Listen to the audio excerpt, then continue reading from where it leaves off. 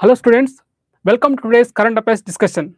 Welcome to ARK Reflections daily news analysis of the Hindu and various other current affairs. So let's start. My name is Manoj Kumar. In this video, we will have a detailed understanding of each and every current affairs from the UPSC point of view. Let's start.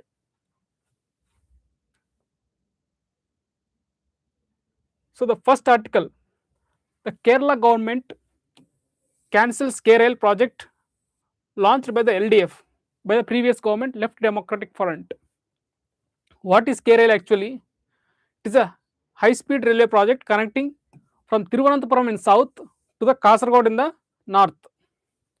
But you need to understand that Kerala lies in which Western Ghats, which are ecologically fragile zone, and taking up any heavy construction, let's say in the railways, entail displacement of people, destruction of the forest, and the when we build embankments and all, they disrupt the natural flow of water. So it has been opposed by the environmentalists, local people, and several other groups. So, the present government, which came to the power few days before, has cancelled this Silver Line project, which was called as also called K-Rail. So, when you take note of Kerala, it has one of the highest density in the entire country, around 989 something per kilometer. So now urbanization, around 40% of Kerala is urbanized. So the demand here is of transit oriented development. How to move the people from south to north, north to south in a way that is economical, that is environmentally viable. So the new government promised to go with high speed railway, which will be a new tracks will be developed along with the existing railway network.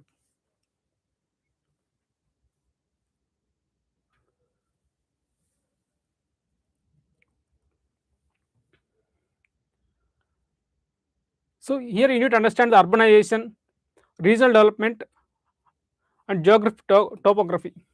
So since we all aspire to become future civil servants, whenever you plan something, we need to understand the geography of that area.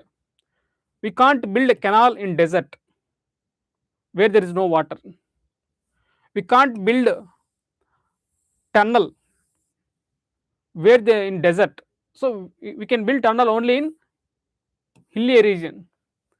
So center state relations, because this project involved sharing of expenditure both by center and state, cooperative federalism and public policy, infrastructure, environmental impact assessment, and economic growth. So always there are large scale development projects are always made with this kind of controversies: environment, balancing development versus balancing the securing the environment, at the same time ensuring fair and just rehabilitation of the people affected by the project.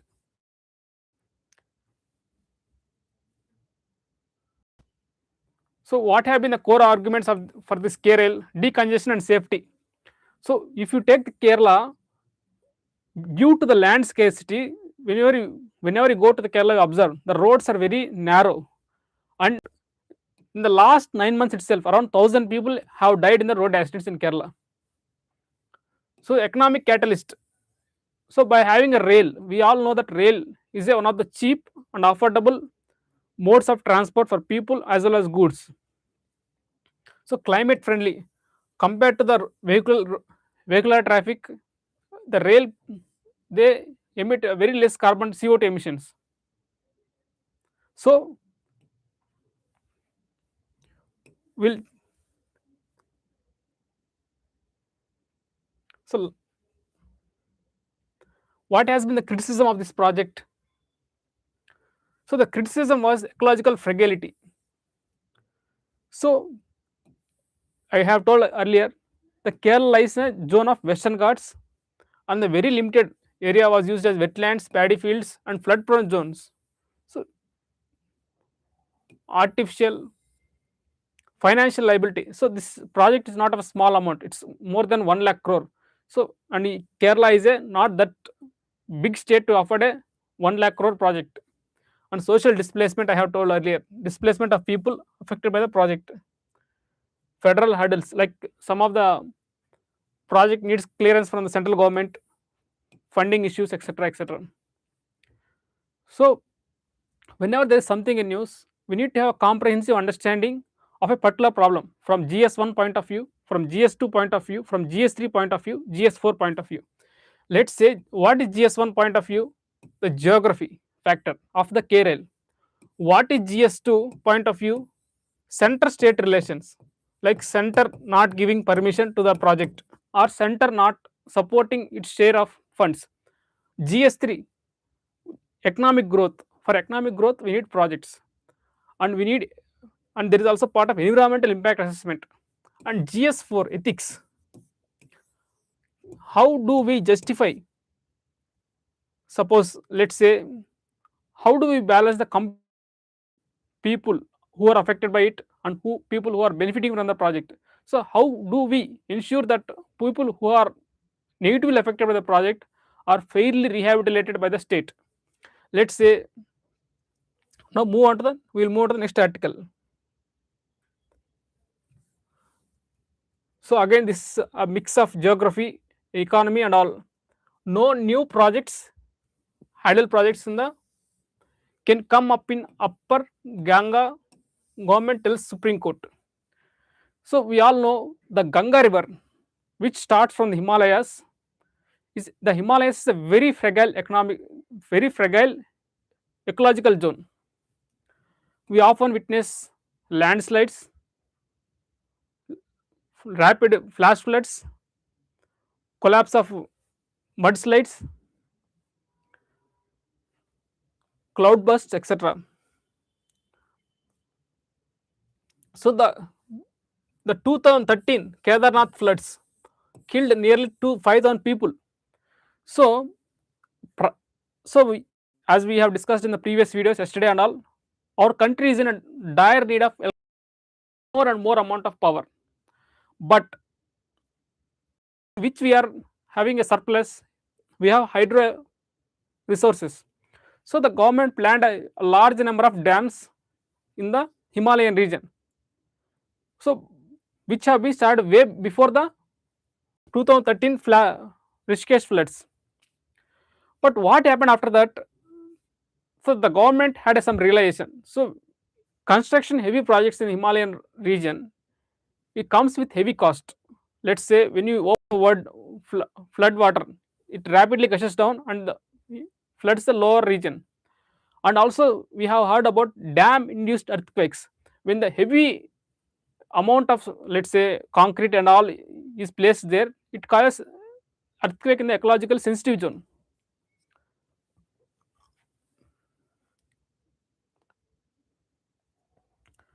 So government told that we are not going to give permission to any single project from now onwards.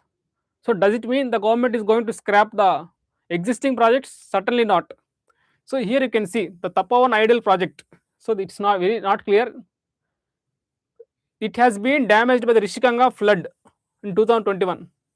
So the government has no plan to rebuild there or renovate there because it comes with heavy cost.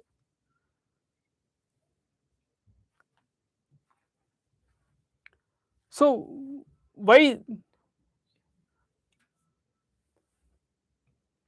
So these all rivers become very important. The Alkananda river, Bhagirath river. So how they flow? What is the, so arrange the following rivers in north to south. They will ask east to west. Like these questions can be asked in the UPSC exam.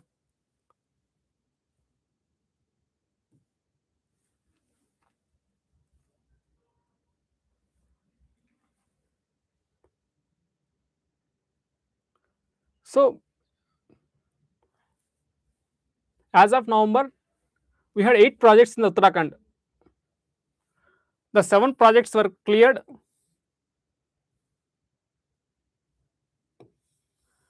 So as of 2024, there were 8 projects running in the Uttarakhand, hydroelectric projects. So out of the 7 have been, they have got all clearances. They are 1000 megawatt Tehri pumped storage. So we had a previous question related to pumped storage. What is pumped storage? So water, So during daytime we have a lot of surplus power. This water is we use this electricity to pump water to upside higher level. So during night time we will release that water which will use to produce electricity. Pumped storage, please take note of this fact. On the Bhagirath river, 520 megawatt Tapovan, Dhauli Ganga was damaged by February 2021 Rishi Ganga flood. The 444 megawatt at Alkananda. So these dams are not required. I'm just telling, okay.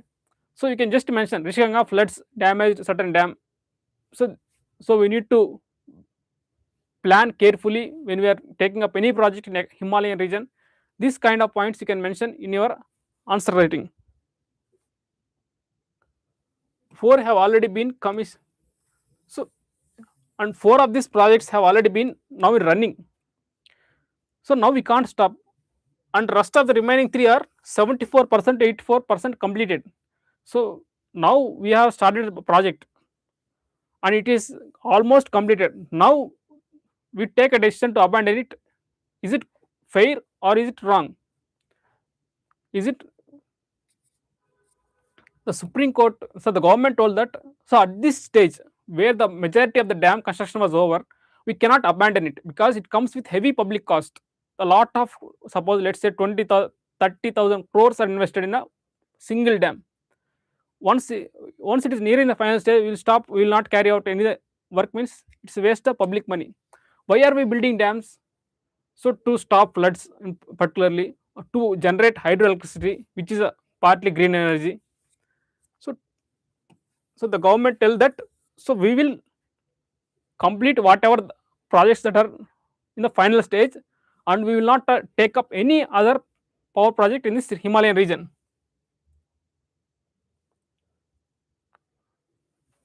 So what is the impact of the dams in the bumper to bumper, seismic fragility and string of disasters? You have seen about bumper to bumper. Let's say a car is near to car, immediately they can collide. In the same way, there is a dam.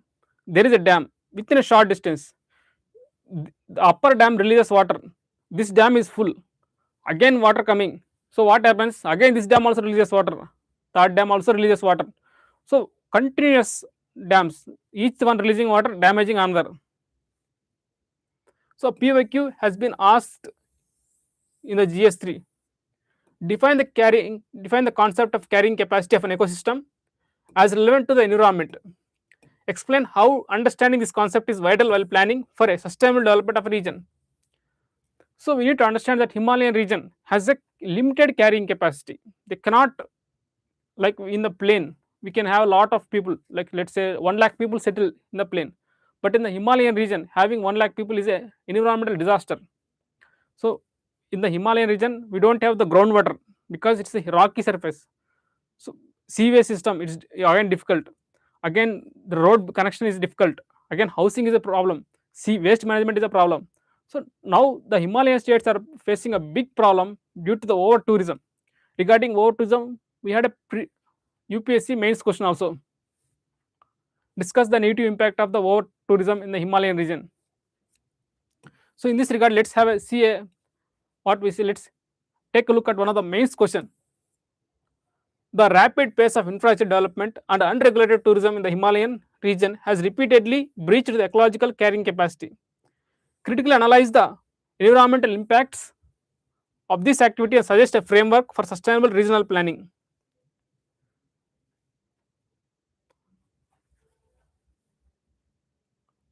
So the model answer you can write like this. First of all, you need to define the why Himalayan region is vulnerable first of all, and mention its status as young seismically, and link development pressure directly to ecological instability.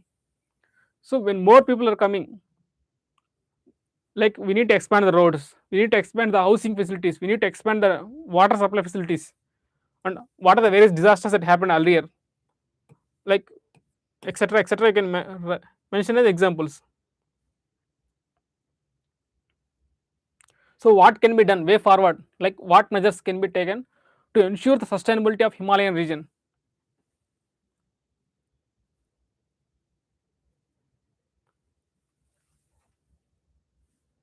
So the next article is steel cement lift core sector growth to 1.7%. What are core sector? Means which play a very important role in the economy. Can you name any few? Coal, gas, natural gas, cement, fertilizers, etc. What are the? There are 8 index of 8 core industries. So the refinery products. So the good performance of the steel and cement lifted the overall performance of the index of 8 core industries.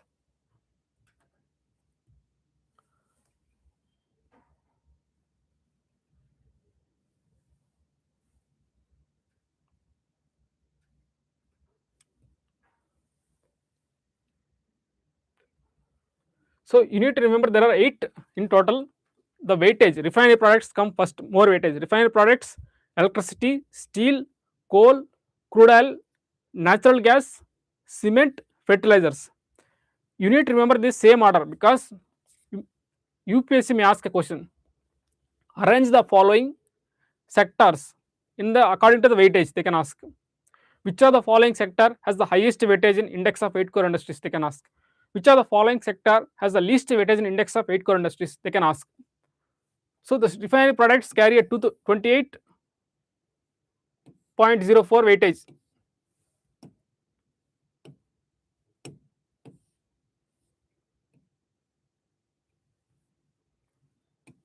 So and electricity 19.85 and steel 17.92, coal 10.33, crude oil 8.98. So the highest is electricity.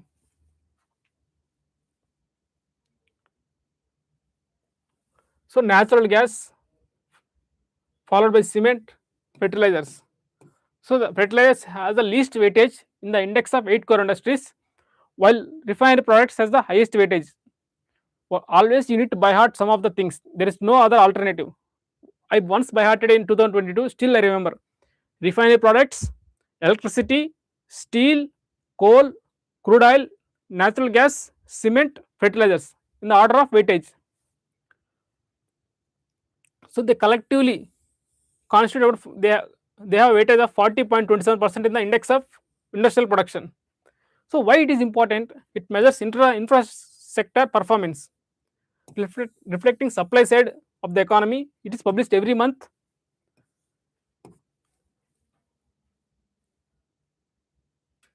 So let's take a look at some of the PYQ that have been asked by the UPSC on the index of 8 core industries. So always referring PYQs is must and must. There is no other option. So here we had a question in 2022, 2012. Sorry.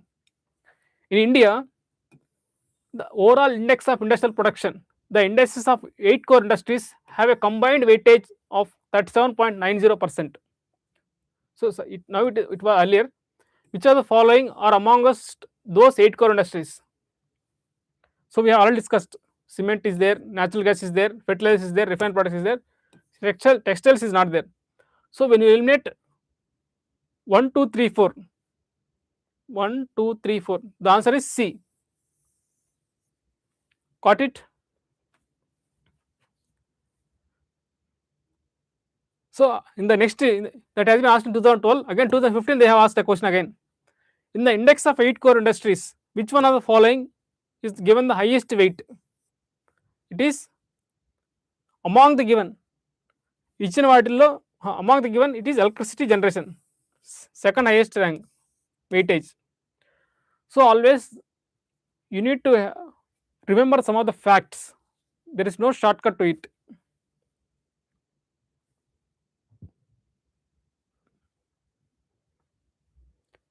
So now we'll check the next article.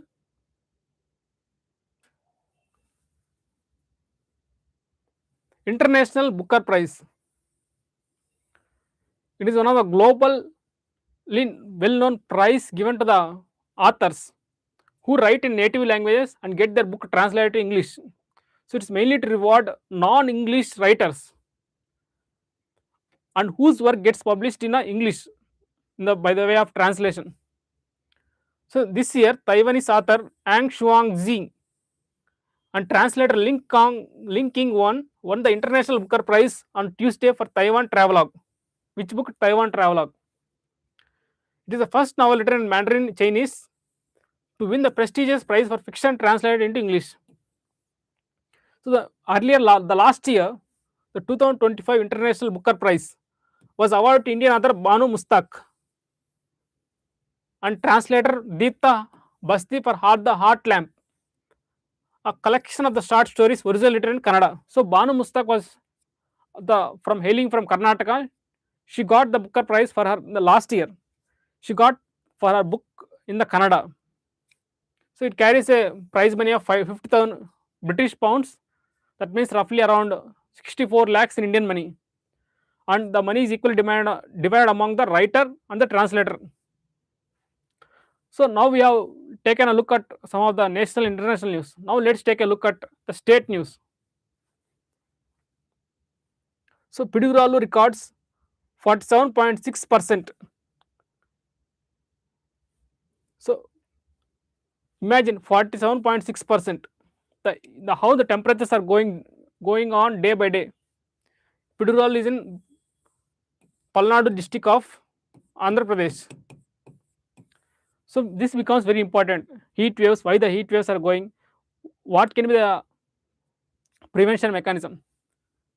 So this all very important. 124 mandals experienced heat wave conditions on Wednesday.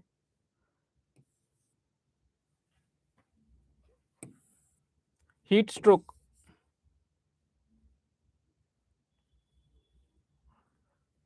We will check the next article. YSRCP chief pays tributes to former chief ministers of Andhra Pradesh. So he paid tribute to the birth anniversary of the former chief minister Tanguturi Prakasham. He was the first chief minister of Andhra and he is also known as Andhra Kesari, and he is very well popular because of his acts during the Simon Go Back movement.